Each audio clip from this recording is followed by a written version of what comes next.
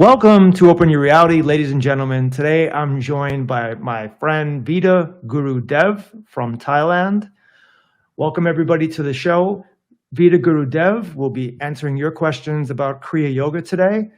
And I decided, hey, if I'm going to do a live stream, why not do it with Veda Guru Dev? The last couple of videos that I put out, or the last 3 videos, were about Veda Guru Dev, about Kriya Yoga, about the new school that we're opening. So thank you so much for everybody for your support. And if you have questions for Veda Guru Dev, just drop them in the comments section and we'll get to them. But there were still some questions, Veda Guru Dev, that I have for you that we weren't able to get to in the second interview, even though it was an hour long. And so I'll start off with the first question. By the way, if you're new to Veda Guru Dev, he's a Kriya Yoga master. He trained with actual masters from India, Sri Lanka. He traveled to, you were in Nepal as well, right? Yep, Nepal. He was in many countries. Right across the river. And he spent time in the Himalayas, living in a cave. This is a guy for 10 years has walked the walk and talked the talk. So I'm very glad to have met him and have him on. And he is my brother in arms now in the spiritual race. Namaste, Chad. Jai Babaji, Jai Mataji, Jai Sitas, Jai Guru Deva. Om Kriya Babaji Namo Om. Thank you. So the first question, Veda Guru Dev, that we weren't able to answer from last time is, does Kriya Yoga have anything to do with raising Kundalini? What's the main difference between Kriya Yoga and Hatha Yoga? Can you break that down for us a little bit? Like, what is the main difference there? Well, Kriya Yoga is like the umbrella, and like the 5 folds of yoga are under that Kriya Yoga umbrella. Hatha Yoga is the first fold, which is the postures, the asanas, the physical postures that produce relaxation, stability, and great health. The second fold is pranayama breathing, which is called Kriya Kundalini pranayama breathing. So the breath, this secret yogic breath, brings up your Kundalini. That's why it's called Kriya Kundalini pranayama. And you know, it's a technique that opens and clears all 7 chakras. And then the third fold is dhyana, which is meditation, which is the scientific art of mastering the mind through consciousness techniques. And the fourth fold is Kriya Mantra Japa, which is basically saying mantras on your mala beads. You know, each mala bead, you say one mantra, Om Namah Shivaya, Om Kriya Babaji Namo Om. And the fifth fold is Kriya Bhakti Yoga, which is basically singing songs, bhajans, different type of songs, singing to God, you know. So it's like devotion to God. So, and then so these are the basic 5 folds. So Hatha Yoga is only 1 fold. So most of the people in America think yoga is just the postures, the asanas. But really it's much more. And like I told you in the previous video, most people in India, they don't even really do the postures. They mostly do the meditation. They do the pranayama breathing. So it's kind of backwards. So like, Hatha Yoga is only 1 of the 5 folds, so it's like 20% of Kriya Yoga overall. And the Hatha Yoga, forgive me if I'm mistaken on this, but wasn't that it was only done to keep the body in shape? It was a way for the monks to exercise, because a lot of the monks were just end up sitting in the lotus position or meditating all day, and their bodies were not really, they were falling apart after a while. Right. Correct. And it's basically physical postures to keep your body in shape, keep your body healthy. So your physical body is your vehicle to carry your soul. So you may basically want to keep it in shape. So basically all the 5 folds kind of stack on each other. You would do Hatha Yoga first, then you would do pranayama, and then your mind would be calm to do meditation, and then your mind would be even calmer for mantra japa or for bhakti at the end. So they kind of stack on top of each other. So like the Hatha Yoga postures, the asanas calms your physical body. So you could breathe easier, and you could do meditation a lot easier. You have a clear mind. Okay, awesome. Thank you for that explanation, Veda Guru Dev. We have a question here from somebody that says, can Veda Guru Dev see a person's aura over the internet? And if so, can he see mine? Well, I can feel your energy, Chad. You have good positive energy. You have a good positive energy. Even though I'm thousands of miles away on the other side of the earth in Thailand, I could feel your positive energy, like to see somebody's aura, it's more of like a person thing.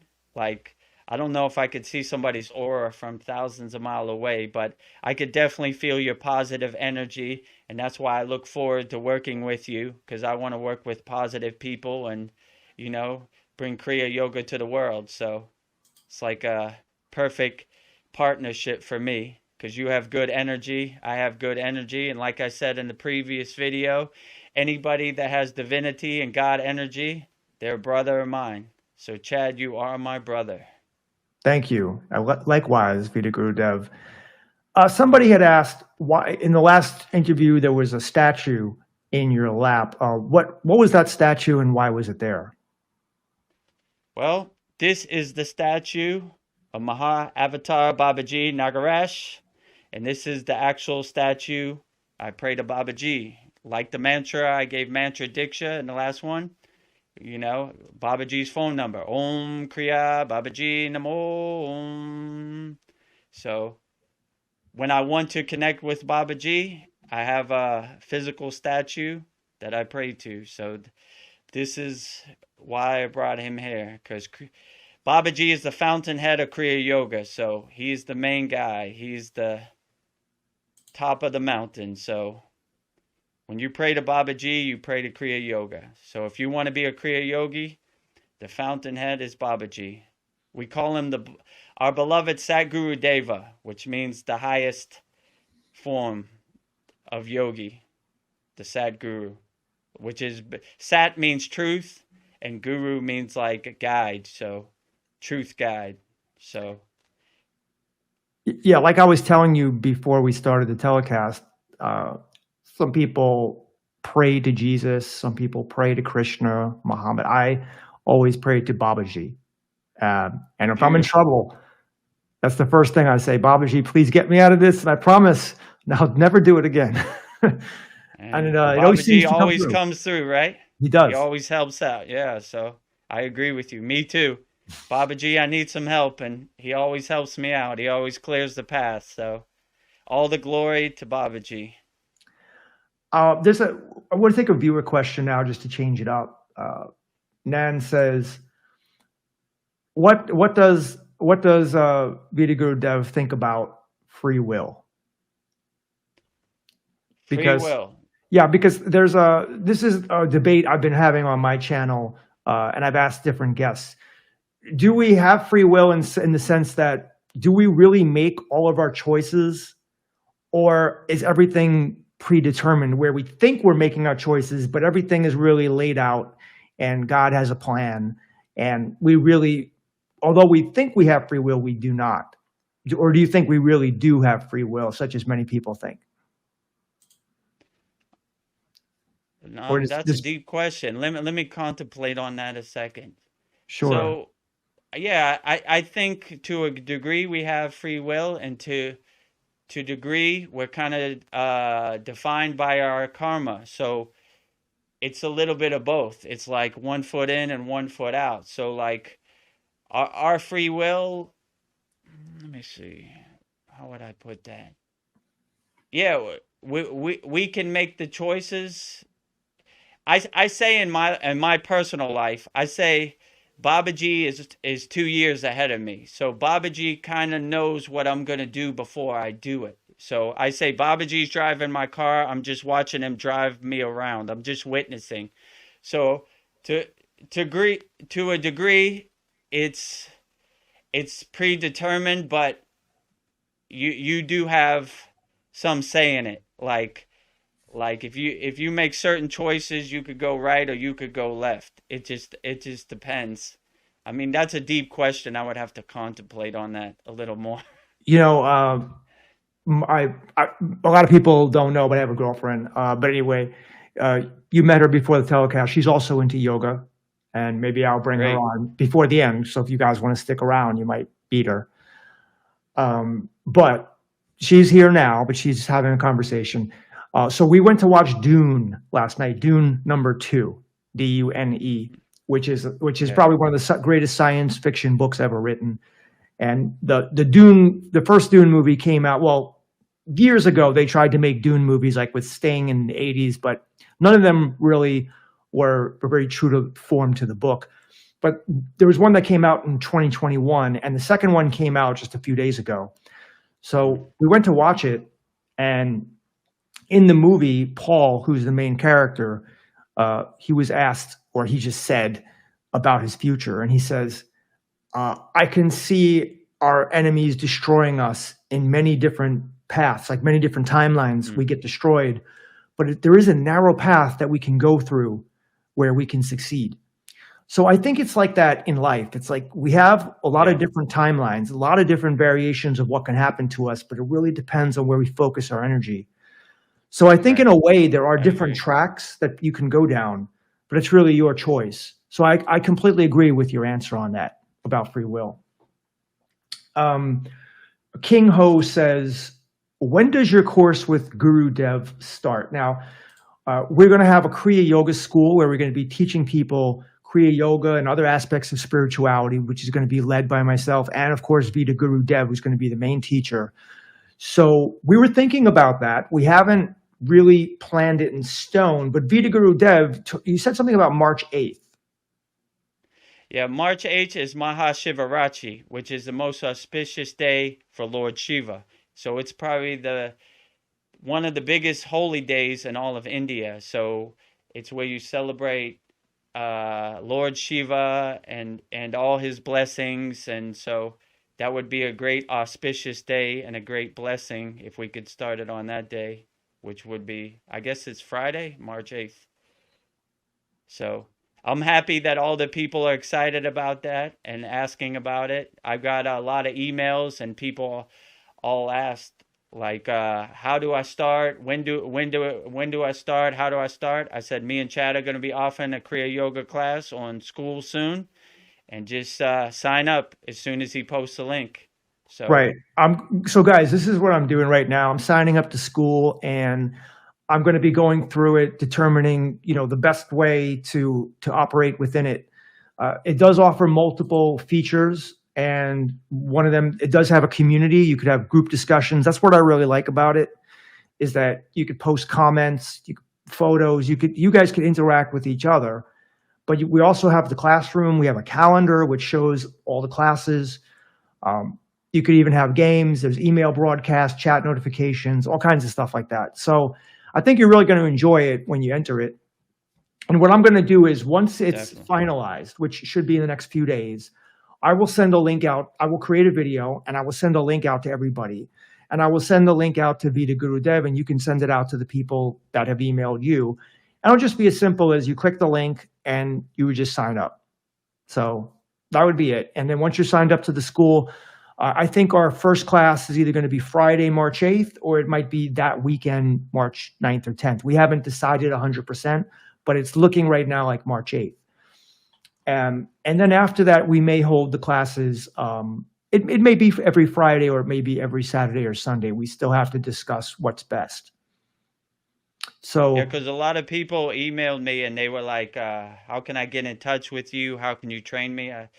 And we decided on doing this school after our second interview. So when I held up my email, I didn't know we were going to do the school. So I've been telling people the best way is just, $25 a month is very reasonable. I'll be, I'll answer all your questions. I'll go through all the techniques with you.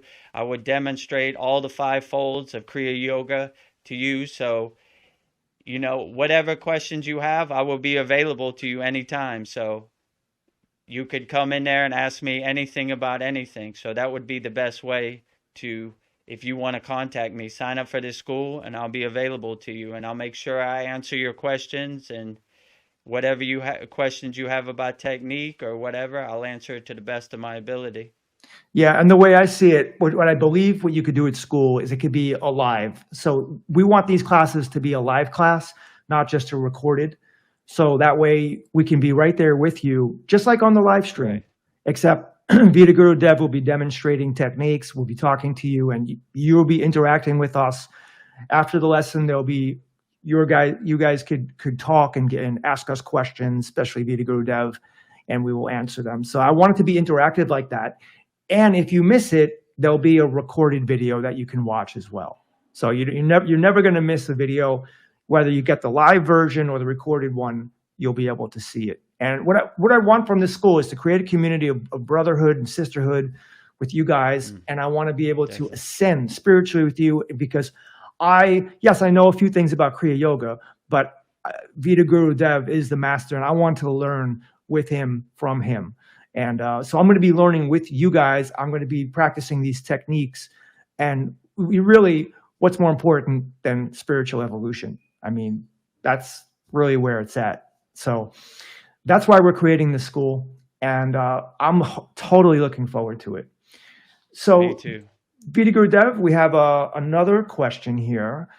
Someone says, I live in Thailand. That's where you live. Is it possible to visit you? Absolutely. It depends what part of Thailand she lives in. But if she lives close to Pattaya, Thailand, where I live, come by anytime, or I'll come see you, or you come see me. Just email me. Where's my email sign? Yeah, email me. There's my email. And yeah, if you want to get in-person training or Kriya Yoga, great. Or if you want to sign up for the school, that's great too. Do it all. So if you're in Thailand, or you're around, you're in Bangkok, or you're by Pattaya, Thailand, or any of the cities around this area within a 3-hour radius, let me know. I have a car. I'll come see you. You come see me. However you want to do it. I have a question here from a viewer. This is from the first interview, and this is a question that is very interesting, I think, for me especially also. You used to be a DJ. In case you're tuning in, you've never seen any of our interviews, Veda Guru Dev has never had another job other than being a DJ. And I know it seems like that's very contrary, a DJ and a Kriya Yogi master. So, because you think of DJ, you think of loud music, going on, and then you think of alcohol, smoking, drugs, all of the above. Right, and then you think of Kriya Yogi master, and you think of meditating in a cave in the Himalayas. It's completely different. Right. But that was your life. But do you still DJ? You still DJ, right? Not as much as I used to. When the C thing happened, it kind of destroyed my DJ career, but I'm still here. Every once in a while I get a booking here and there, but once a month. But before the C thing happened, I used to DJ 5 times a week. So it basically cut it to 20% of what it was, so, but it's okay. You said you've been to, I think, 56 countries because of DJing. Yeah. Right, DJ. So here's the question. I would definitely like to hear, excuse me, I would definitely like to hear more about Veda Guru Dev's DJ practice and how it has changed and evolved since going on the path of Kriya Yoga. Interesting. How it's evolved? Well, it's kind of diminished because I'm not as attached to it. Before Kriya Yoga, my whole life was DJing. All I thought about, eat, sleep, DJing, all times. Music, everything. I thought I was the biggest DJ to ever live. I won a bunch of DJ awards. So it's kind of diminished. I'm not as attached to it as I was. It's kind of, how would I say this?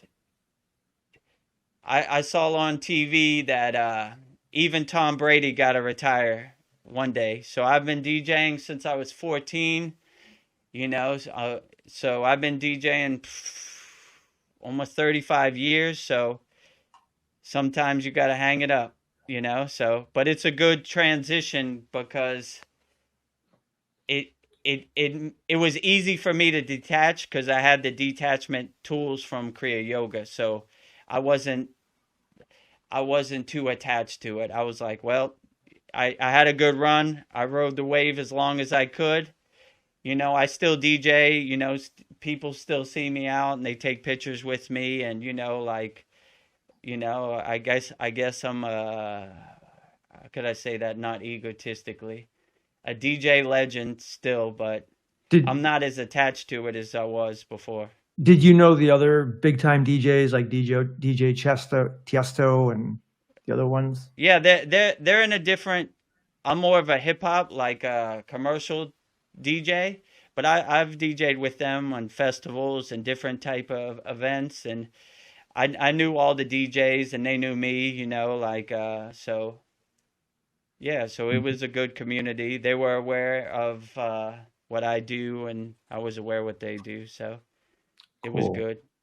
cool. Right. Well, here's another a viewer question that we had from that first interview. Would like to know Veda Guru Dev's view on the afterlife and reincarnation cycle and more. But we don't have time to go too deep into it, but can you just give like a kind of a surface view of what you believe in the afterlife and reincarnation? Well, reincarnation, what I believe and what my guru told me, there's three types of karma. There's agama karma, which is karma in this life, and pradraha karma, created in past lives, and sanchita karma, created in future lives. So basically, now that I'm on the path, I realize that it is my job to dissolve as much karma as I can. Dissolve all past karma and dissolve all karma in this life, and I don't have to worry about future life karma because I don't have none. So I believe once all my karma is exhausted, like Lahiri Messiah, then I will be off the hamster wheel. And for those people out there, they should feel really lucky because 80% of the karmic cycle is being aware. Once you're aware, you're on the hamster wheel and the karmic cycle, you're almost all the way there. So once you're aware, congratulations, you won the lottery. Now all you got to do is exhaust all your karma, and there's nothing to come back to. You get off the hamster wheel. So even even if, let's say, I saw one of your videos and you were talking about the council of elders, even if you go back before the council of elders and you'd be like, I don't have no karma. I've exhausted everything. I have no desires. I have no attachments. I have no reason to go back. I've exhausted all my karma. I saw the golden palace. Babaji put it before me. Now I'm ready to go. You know? So they can't make you come back because you don't have no reason to come back. I did everything I wanted to, put my drop of water back into the source, into the ocean. So it, I'm trying to exhaust all my karma. I'm not trying to make no new karma. I'm not trying to have no new desires, no new attachments, nothing. So when it's time for me to transcend my physical body, I have no reason to come back, if possible. That's just my opinion. Hmm. Here's another question from a viewer, and then we'll get to some of the recent comments. Chad, please ask Veda Guru Dev how to properly do the Kriya Yoga pranayama breathing technique. It would be nice to learn it from an actual yogi. Namaste. Yeah, if you sign up to our school, I will show you how to properly do pranayama, secret yogic breath. Definitely. That's part of one of the five folds, so I would definitely show you how to do that. That's something I have knowledge in, and that's something I would definitely share with you. So it would take too much time to get into it here, but if you sign up for our school, which is reasonably priced, $25 a month, I would definitely make sure you understand the pranayama secret yogic breath techniques. Okay. I want to get to some of the viewer questions, and then after that, maybe we'll have just the last few minutes, and then we'll end the transmission. But Jethro, I'll show this. Jethro Hidro says, I see that Beta Guru Dev is using Bluetooth earbuds. What are his thoughts on the interaction of our energy and the energy of Bluetooth technologies? Well, it wouldn't be not even just Bluetooth technologies, but really Wi-Fi, anything. Does all that, because the Kriya Yogi masters of ancient, or even 100 years ago or 50 years ago, really, Yeah. even when you were in the Himalayas, I mean, how much Wi-Fi or electricity is there? Zero Wi-Fi, no internet, nothing. Not even phone service they had up there. Wow. So do you think that can interfere with our ability to raise our kundalini, to raise our energy, our prana, or should people try to sustain, or try to keep away from abstain, I should say, from using this technology, from being around Wi-Fi and energy and all that?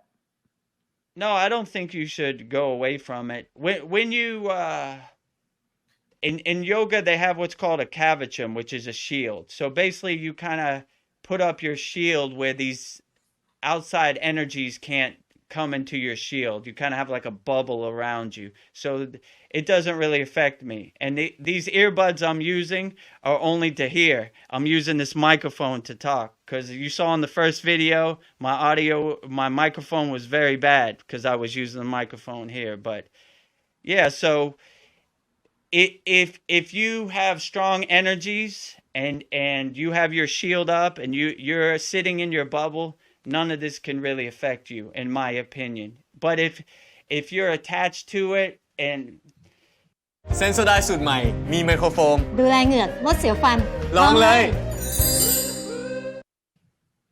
how did my guru used to say, if you think you have disease, you have disease.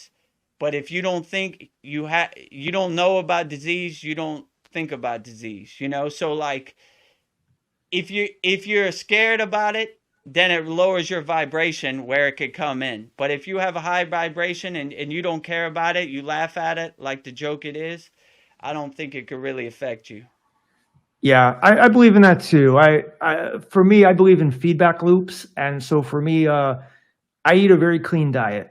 I eat a very, and that's something that maybe we could talk about in the school, about the best diet for a yogi, and that's fine. But for me, I mostly eat raw foods and never eat a processed food, and drink only water from glass bottles. That's me. And so I feel that it gives me great health, along with some good sleep and exercise and as much fresh air as possible. And so I believe that because I do these things, I am always going to be healthy. Yeah. And so I'm continually creating this feedback loop, like where I take the right actions and I have the right thoughts, and it keeps perpetuating so that I always do remain healthy, no matter if people are coughing or sneezing around me or whatever. I'm always feeling healthy. So I do think what you said, Veda Guru Dev, the mind is very, very important. Very important. Right. So exactly. If you have a strong mind, you'll have a strong body. And the whole time this C thing happened, I never got the C thing. I was always healthy. I never even, since I've been doing yoga, I've never gotten sick one time. So when you have a strong mind, you create that energy where when you fear, in yoga they say be fearless, because when you fear, you lower your vibration, and basically the negative energies can enter. But when you're raising on a higher vibration, they don't have a chance. right, exactly.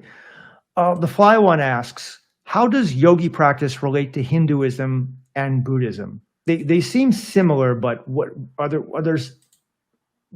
any differences or similarities there?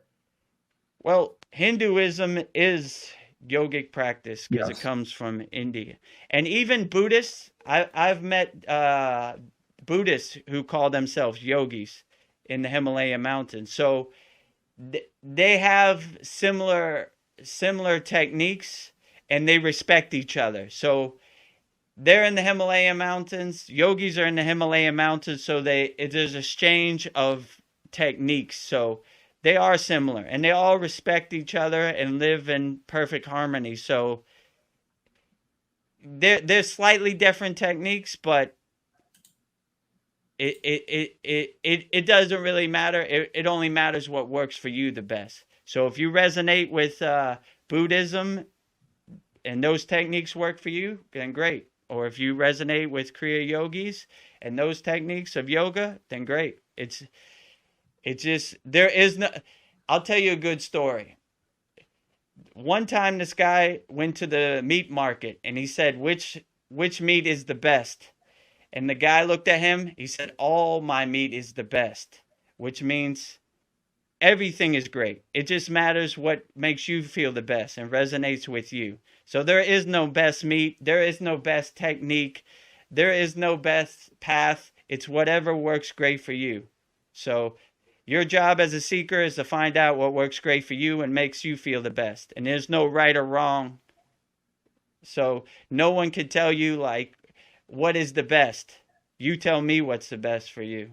So all my meat is the best. We have a question here from Christian Mooney. Why do you and Babaji sit in Padmasana and not Siddha Asana, as all the Hatha Yoga scriptures say that Siddha Asana is the greatest of all asanas? Well, I understand. Padmasana is full lotus. Sita Asana is half lotus. So I sit in both. Like that just goes to what I just said. There is no right or way to sit. It's whatever you feel the best way with. So I could sit in Siddha Asana, which is half lotus, or I could sit in Padmasana, which is full lotus. There is no right or wrong. Like Siddha Asana is, if you need to sit for many hours, you would probably sit in Siddha Asana, which is half lotus, because even me, after two hours, my legs are probably going to be like spaghetti and I'm not going to be able to walk. So it just depends, like if you want to go deep into samadhi for many hours, you would probably sit in Siddha Asana. But if you could sit in Padmasana, the good thing about Padmasana, full lotus position, it like locks your spine straight. So like in Siddha Asana, you could kind of lean, but Padmasana, it kind of locks you into the straight spine, which is important in Kriya Yoga. Yeah, I mean, my girlfriend said, I told her that she saw you actually sitting in the lotus position, the full lotus position for the hour. And she goes, I don't know how he could do it, because I could sit like that for maybe 3 minutes and then my legs hurt. And I said, well, he's trained himself. And she thought it was very impressive of you to sit in that position. When we start our school, I'll show everybody how to do it. You warm up your hips, you warm up your legs and your knees, and you'll be surprised. I'm sure she could sit longer than me. I'm nobody special, Like I said in the beginning, my legs were numb. I couldn't even sit on the floor for more than 2 minutes. My legs were totally gone. So I'm glad your girlfriend thinks I'm a good yogi, because I sit in Padmasana, full lotus position, but I'm nobody special. I'm just like her, like if I could do it, anybody could do it. So just look at me like a pointer and say, all I got to do is loosen up my hips, my legs, and my knees, and I'll be sitting in Padmasana. So if you join our course, I'll teach you how to sit in Sita Asana first, which is half lotus position, and then Padmasana, which is full lotus. Because you would go half lotus, then you would go full lotus. And just as importantly, maybe more importantly, do you think you could teach people? I know some people have struggled to meditate. They struggle to clear their mind. They have like the monkey mind. Will you be able to show techniques for people to clear their mind and finally break free to meditate the way they want to? Absolutely. I've gotten probably over 60 emails, and that was probably the most email I got. Like, I'm trying to practice, but I find my mind wandering. So we would definitely address that issue first, because that is most important. Like I said before, somebody I read in the comments said that detach, let go technique that Ved Guru Dev gave me really helped me. And yeah, so we would teach you how to let go of the monkey mind, detach, let go, and be clear in meditation. Because like I said, like when you have thoughts, your monkey mind that distracts you, it's hard to meditate because you have all these thoughts. So the first thing would be Sudi, which is detach, let go. Any thought that comes in your mind, detach, let go, detach, let go, detach, let go. And then when you're clear, you could go into deep meditation. But when you have a monkey mind and your monkey's jumping around, pointing at everything, it's hard to focus. So that would probably be the first and foremost technique I would teach in meditation. So anybody's having troubles practicing and focusing in meditation, we will address that right away. So please sign up for our course. We'll help everybody out there, because I got a lot of emails, and I will help everybody. Even if I got to stay after class, I want to make sure that everybody gets the benefits from Kriya Yoga, like me. When you look at me, I'm nobody special. You see me sitting in Padma Asana, full lotus position, but I was just like you. So when I see everybody out there and I read all their comments, they resonate with me, because I was just like them, and I just had the same comments that they had, and I couldn't focus in meditation. So I agree. It's hard in the beginning because your monkey mind is so strong. It's so forefront. But once you start to focus and you apply these techniques that I will show you in Kriya Yoga, you'll probably meditate better than me, because I'm nobody special. I just did the inner work. So, like I said last video, the path to meditation is not a straight line. It's a zigzag. Some days you're on, some days you're off, but just keep going, keep focusing, and you'll get there. Because if I could do it, anybody could do it. Yeah, and there are so many benefits to meditation, not just for the body, but for the mind, for the soul. Exactly. And that's really where it all starts. You know, your spiritual evolution a lot of times begins with meditation. And if you can never clear your mind, I mean, furthermore, how can you ever really focus on something? So I think it's very important to know. They call it the scientific art of mastering the mind, dhyana, meditation. So once you can master your mind, everything else just falls into place. But if you have a distracted monkey mind, yeah, it's hard to focus. But I'll make sure I help everybody out there to focus, because I know that's a big question, and I got a lot of emails, and that was probably the thing they asked the most. There's a question here. Does Veda Gurudev know of the work of physicist Tom Campbell? Probably now you're a little bit aware just because you watched my channel and we talked about it. But Tom Campbell is one of the he's a spiritual person, but he's also a scientist. So he kind of bridged the two, and he wrote a book called My Big Theory of Everything, where he devised a theory about what the universe is, and he basically thinks that we're living inside a simulation. So he's one of the people that inspired me to create this channel. And so I started talking about simulation theory very early on.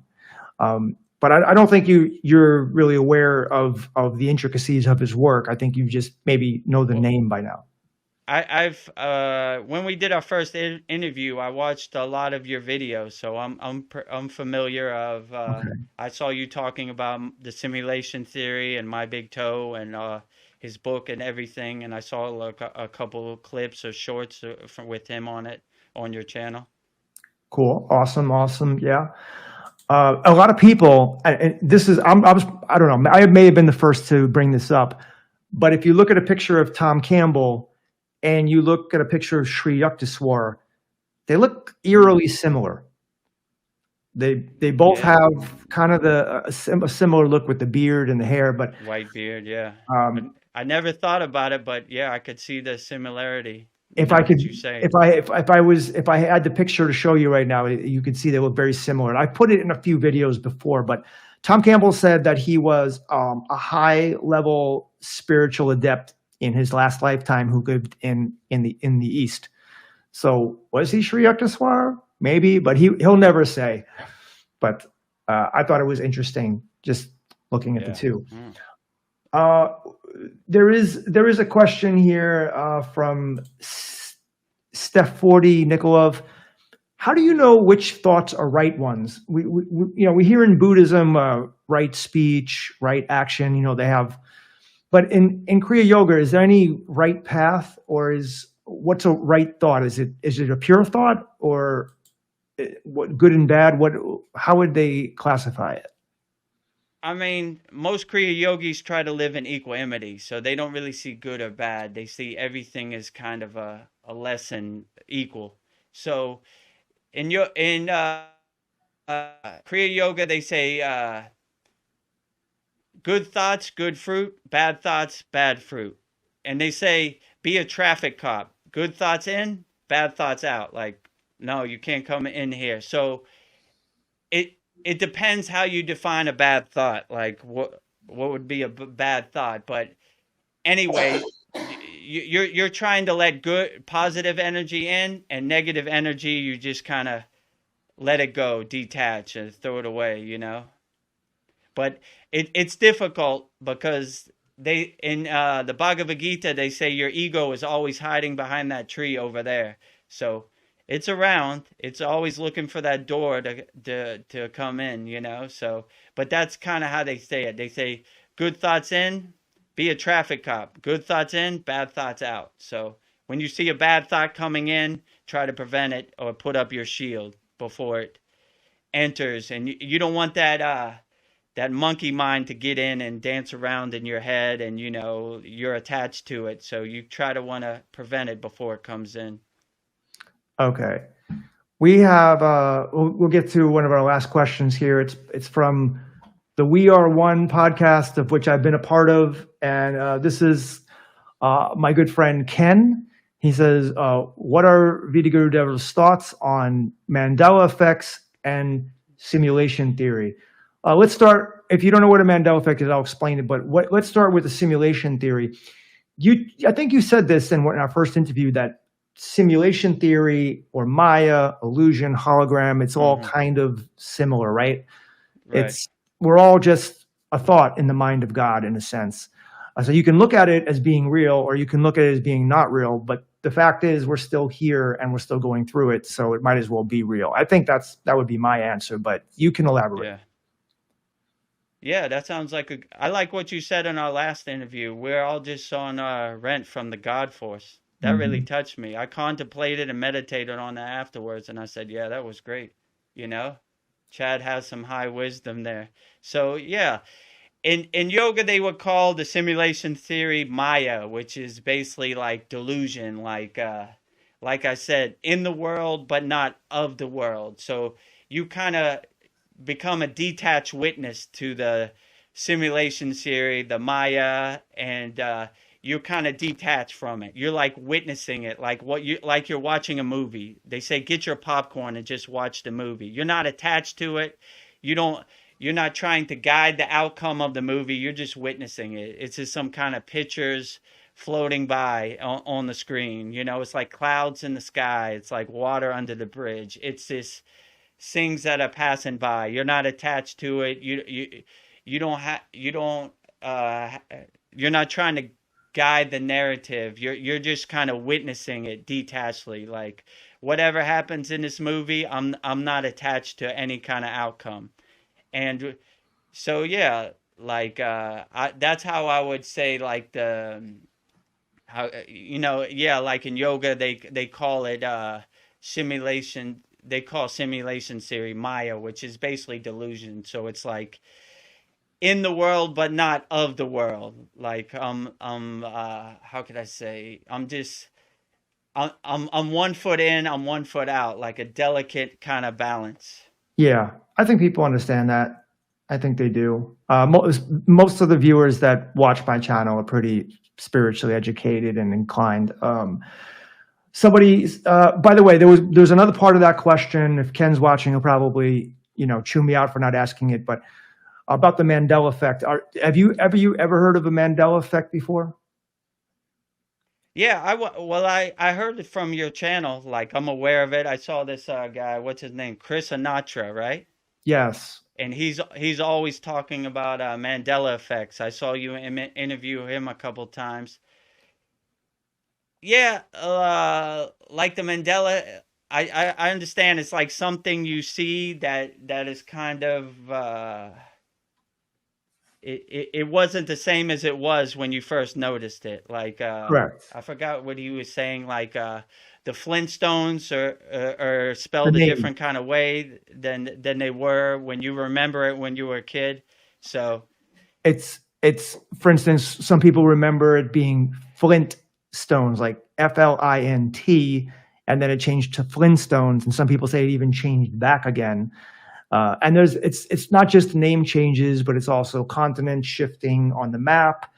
It's also historical events. Some people remember, that's why they call it Mandela effect, because they remember Nelson Mandela dying in the 80s, but yet he lived till the 2000s. So to me, the whole thing with the Mandela effect is it just points out that our reality is a lot more fluid than we think, if the Mandela effects are actually true, which I do believe they are. And that it's just more confirmation or proof that we're living in a simulation. Yeah, I agree. It's kind of like, how would my guru say it? He's like, these stories and these things you see, just don't get attached to them. Kind of see it like, that's interesting, like, but a lot of people go down this rabbit hole and get attached to the Mandela effect. You kind of got to have that laser focus, like, you don't want to spend too much energy on it, like, oh, that was interesting, Flintstones is spelled different, but keep going. I agree with you there. When you want to succeed at something, you really need to be laser focused on it. It's kind of like if somebody wanted to create an online business and they were super focused and they sat down, and then they would get off course because they're watching TikTok videos, these crazy shorts about cats and other crazy things. Yeah. And they're watching it all the time and like, well, this is it. But after you know it, they would lose an hour or two and they'd be off focus. So it's kind of the same thing with all these conspiracy theories. They're fun and entertaining to know about, and they're interesting, but in another way, they do take you off the path. So I agree with you on that. Bot Fantasy says, is the guest a Buddhist? So no. You said that you're like a Buddha. There's some certain similarities with a Buddhist, but you're not a Buddhist per se. Yeah, I'm more of a yogi, but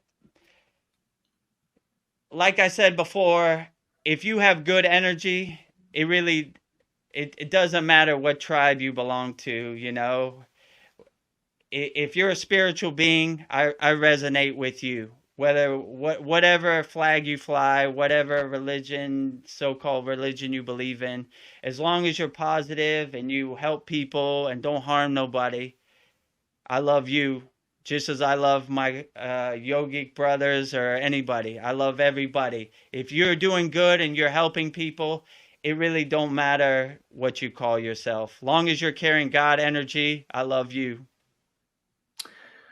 So we were talking about Sri Yukteswar just a little bit earlier, and I saw someone in the comment section said what happened, where they said they don't think that Sri Yukteswar became Tom Campbell because they believe that he no longer had to reincarnate.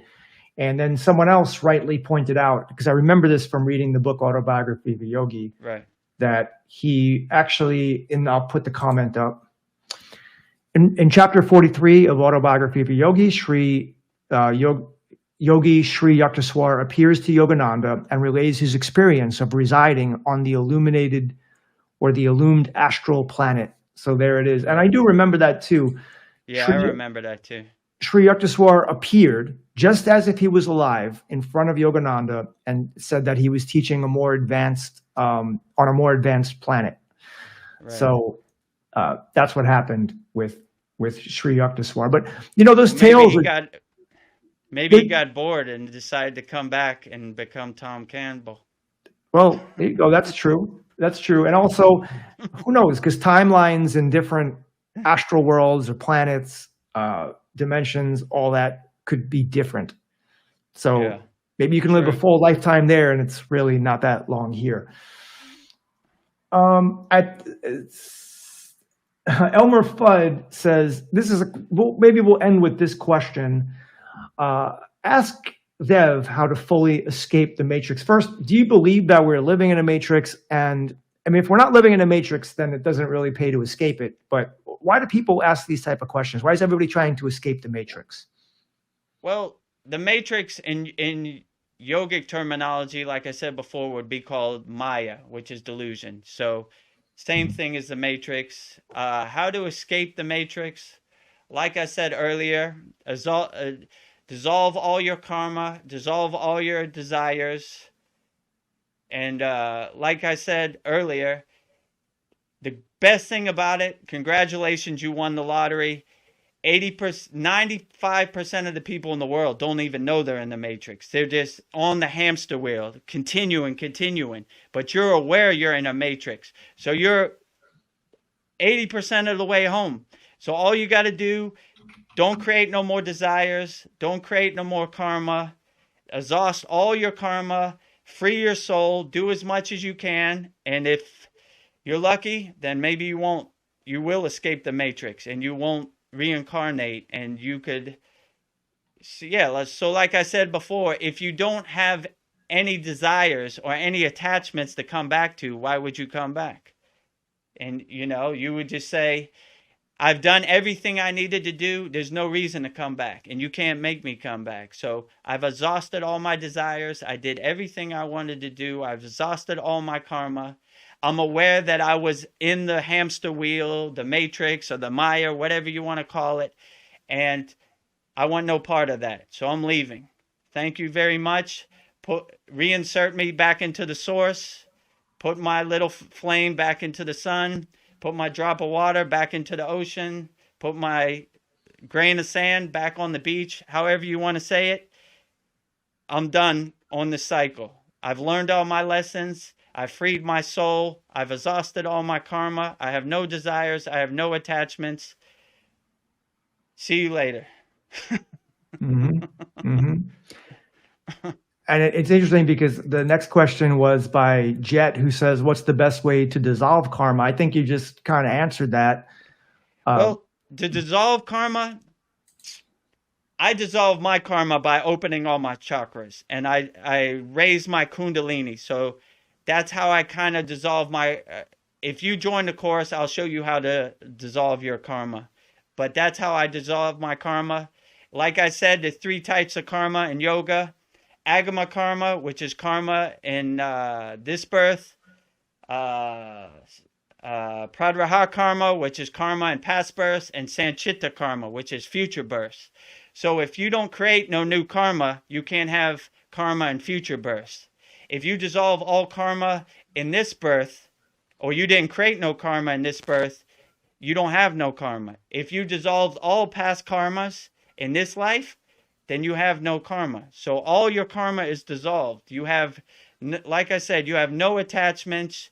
You have no desires. You've done everything you wanted to. You're Lahiri Messiah. You saw the Golden Palace. You have no reason to see it again. You dissolved all your karma, and you can get off the hamster wheel. You can escape the matrix. You can, like I said, reinsert yourself back into the source, or however you would explain it. Become one with God. And for anybody that's just recently joined, Veda Guru Dev and myself are creating a spiritual school. It's going to be mainly focused on Kriya Yoga that Veda Guru Dev is going to teach. And I will be an adjunct there, facilitator, helping out. And they're going to be live classes, and it's going to be interactive Q&A with us and Veda Guru Dev. We want it to be a community. And if you can't make one of the courses, we're thinking about once a week. So it'd be once a week for an hour or maybe more, because Veda Guru Dev said before he wants everybody to learn, he wants everybody to understand. And so if it takes a few more minutes, we're there. But 4 times a month, and it's going to be $25 a month. So it comes out to about $6 a class, which is not bad. My girlfriend over here, I think maybe I'll bring her in to introduce. This is like the world-class premiere of my girlfriend. She actually is, I wouldn't say she's a yogi, but she practices yoga, and she's been practicing yoga for a while. Jean, come over. I'll give her. Call a woman yogi a yogini, so she is a yogini. Hello. Yeah. Hello, yogini. Hello. Namaste. Namaste. You can sit down. No. You can sit down. No. Thank you. I wondered, how long have you been practicing yoga? When I was in Brazil for almost 3 years. Now that I'm here in Florida, I've just restarted. But it's really interesting how our mind is ready to remember all the movements and everything that you need to know about yoga. So the most important thing right now for me is my mind, because I am really anxious. And the yoga, when I have that moments to be on myself and thinking how we can change our life and our thoughts and our attitudes towards other people, and yoga is helping me a lot with that. So I'm really happy that I am again on track, Yeah. And Do you love yoga? Yes, I do. I love do have a tattoo here. I cannot see, but yeah, show, Well, show I if have you a love yoga, lotus. we love you. See, I Whoa. love. So I love if it. you love yoga, we love you. Love you too. Thank you. Yeah. So we've known each other for a couple of months. And this is the first time that she's appearing on camera. Although she did appear, I did create an AI video. Nobody knew who she was, but I did. And, Secret. yeah. And her name is, can you say your name? Because Jeannie. she's from Brazil. Name is Yeah. Jeannie. And people call me Jeannie here because Jeannie. the alphabet is different, right? Mm-hmm. But I like when they call me Jeannie because it's my name. It's a part of my identity, right? So Jeannie is not me, but I accept, of course. Yeah, one of the things that drew us together is she's spiritual. I gave her the book Destiny of Souls by Dr. Michael Newton, and she started reading a little bit. But you also you've read some of the books that I've read. Yeah, some of them, but I was relating with some that there is in my country. My country, it's really spiritual too. We have a lot of religions over there. And one of them, it's we talk about Allan Kardec, and he's a guy that believes in karma and that reincarnation too. So everything is connected, actually. Yeah, and he lived in the 1800s. Yeah, in France. Yeah. Yeah. It's the book of spirits, right? Yeah. It's really interesting because in the end, just change the name of the religion, but everything's so connected, right? And I guess that all of them, what they need, that you as a human being be better with yourself and better with others. That is not that easy because we are selfish, we are control freaks, we are a lot of negative things. And it's really hard when we need to think about the others first, not only about ourselves. Yeah. When you do that yoga class, they also teach you meditation? Yeah, they do. Like in the last like 10, 15 minutes, they do the meditation. And in the beginning it was hard because there are more than 10 people in the classroom. And how can you be on your own with 10 people making different sounds or with different energies in the classroom too? Yeah. But I'm getting there. Yeah. Well, join our class and we'll help you control your mind. Yeah, I will. Thank you very much. Okay. Namaste. Thank you, baby. My pleasure. Namaste.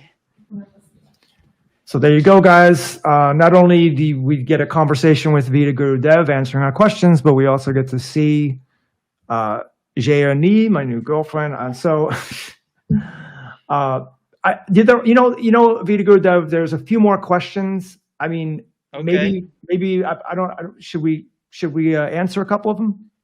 Sure, why not? All right. Let's go. Okay.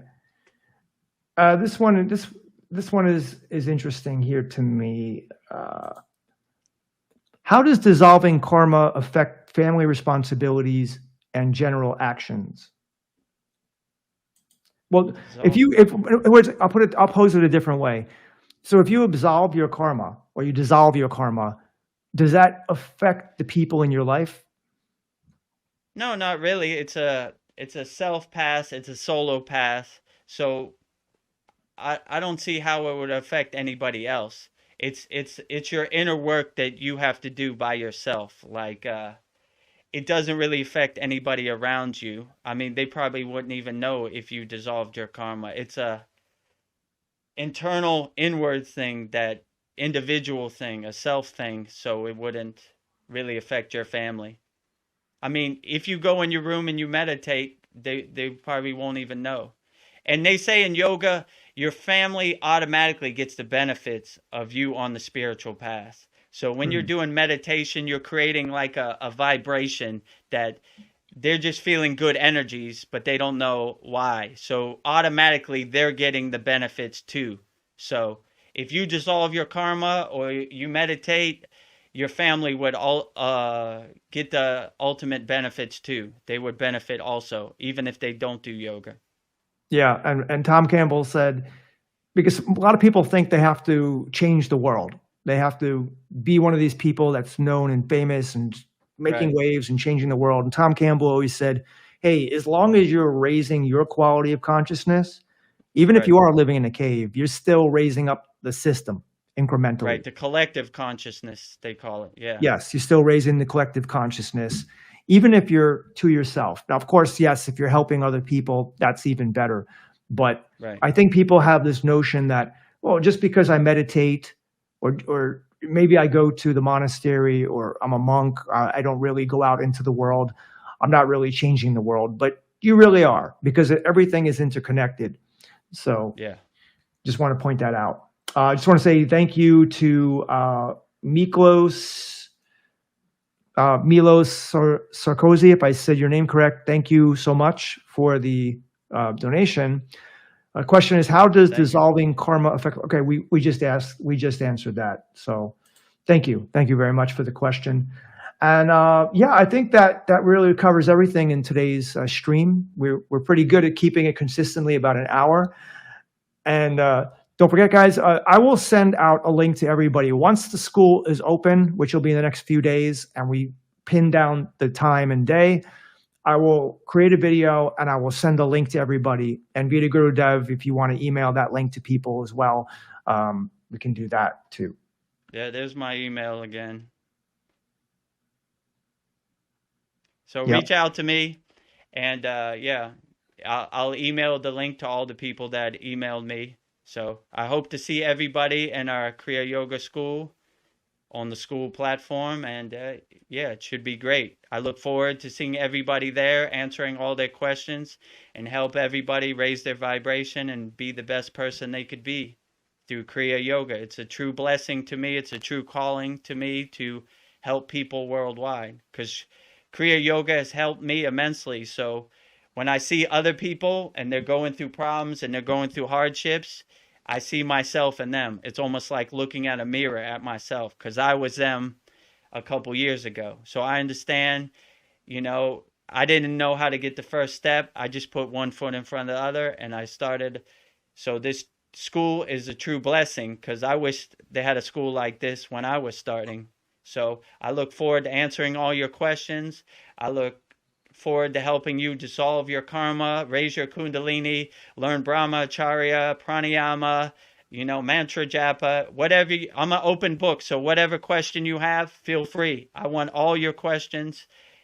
Just sign up. $25 is not a lot of money. It's a great deal. I spent thousands of dollars flying around the world, meeting yogis, traveling up the mountains. So I wish when I was on my path that I had a $25 a month school I could have went to learn Kriya Yoga. And these techniques are techniques that are really the lightning path. These are techniques I've collected over the years and I feel are the most effective. So they will get you to where you need to go and help dissolve your karma and clear your mind and free your soul. So, like my guru said, money back guarantee. Well, there's nothing like your spirit raising up your spiritual bank account. I think is probably one of the best things to do in this life. But I just want to say, guys, for those people that are watching this, maybe it's a couple of days after the live stream came out, just check below because I'll put the link there as well. So thank you so much to everybody who joined us. I'll leave the last words to Veda Guru Dev if you want to give any blessings to end our transmission. Yeah, so Jai Babaji, Jai Mataji, Jai Sitas, Jai Guru Deva. Om Kriya Babaji Namo. I will now sing the Shanti mantra, giving peace and love to all people of all religions around the world. Om Shanti Shanti Shanti Shalom Sat Nam Sadhu Tao Om Spirit Swami Kami Amen, amen. Omen Selah Hum. Om.